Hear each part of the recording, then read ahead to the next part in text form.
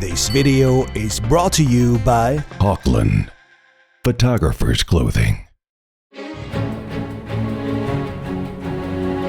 In this lesson, I will talk about ISO Auto, and this is a half automatic mode that I use a lot of times for filming and as well for photography, because it helps you to keep two important factors, shutter speed and aperture, but still have some abilities, some room, and also some automatic changes that were made by the camera to just play with the light. Because sometimes you shoot in a shadow and light situation, sometimes you are outside and inside, have to move fast, don't have time to adjust a lot, sometimes you turn around and light situation changes and then you want to be quick. And this is where ISO Auto can be very helpful if used right. And I will show you now how to use it the correct way. Because some people make mistakes and then they say, oh, ISO Auto is not good. But yeah, it's a human mistake then, you can say.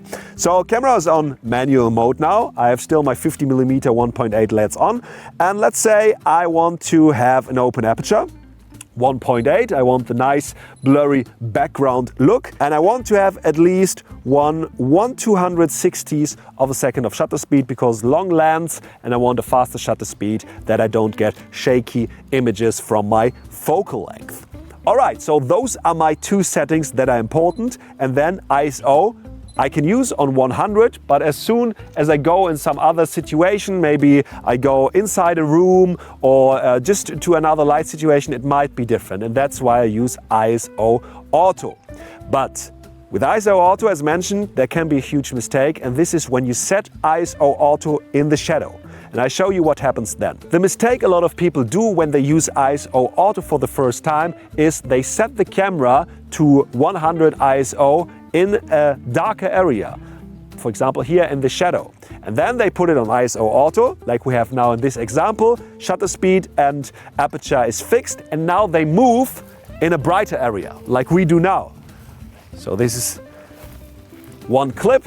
We come in the bright area, the sun shines on my face, and now what happens? ISO Auto can't go any lower. So it's overexposed, of course.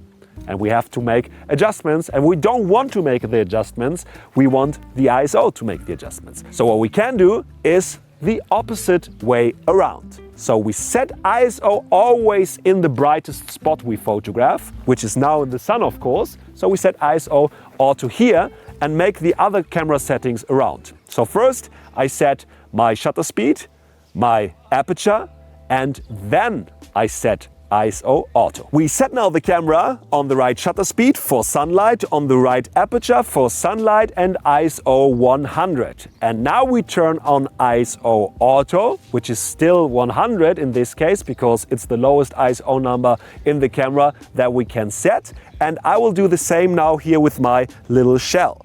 I will now adjust my camera settings. I want the open aperture, but I can make the shutter speed even faster because now I'm in the sunlight. All right, I took the photo and now I put it on ISO Auto. And when ISO Auto is blinking, it means it's too bright. And also in all automatic modes, when something is blinking, it usually means it's too bright or there's something, an issue with this value. So in this case, nothing is blinking, so ISO 100 is in place, ISO Auto is active, and now I can go with that shutter speed, 1/2500th of a second, and f1.8 from the sun directly in the shade. So let's go. And we do the same here while filming, so you see the effect. And that is the great thing, especially about filming, because I can talk and it will adjust, but not adjust the shutter speed, not adjust the aperture, only the ISO. Now I'm in the shade, total different situation, did not change anything in the camera, still same settings, and just take the photo here of that beautiful shell. No problem. And ISO, if you wonder, how high is that ISO now here in the shadow? It's only at 320, so no big deal.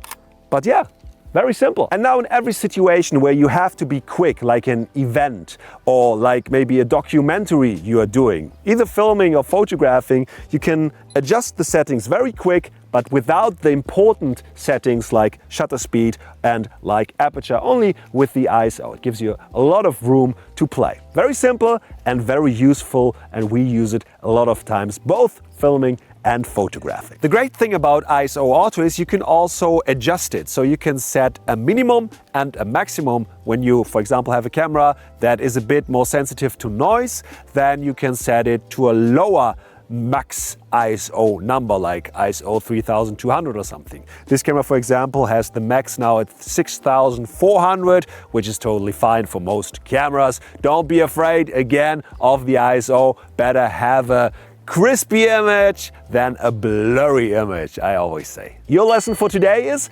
try that. Try ISO Auto, just like we explained. You can make the false way just to try it for yourself to see where the difficulties are, but do it also the right way and learn how to meter the right way. Go into the brightest spot outside, set everything, shutter speed and aperture, then ISO Auto, then go inside and keep on shooting and see how great the results look.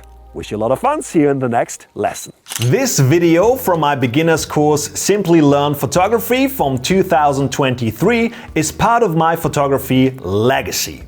Over a period of 5 years, I will publish my courses from learnfromben.com for free and with ads here on YouTube. So everyone can benefit from my knowledge regardless of budget. So subscribe now to the channel and spread the word. And do you want all 9 courses from the last 10 years immediately bundled together and without advertisement at a super affordable price? Then go now to learnfromben.com and get the XXL Bundle as an instant download or stream via the website at www.learnfromben.com. More than 22 hours of the finest learning content on photography, filming and image editing in all levels of skill. Links in the description and in the comments below.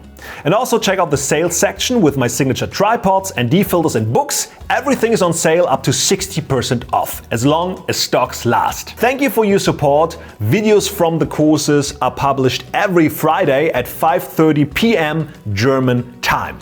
My name is Benjamin Jaworskyj and I wish you all some really good photos.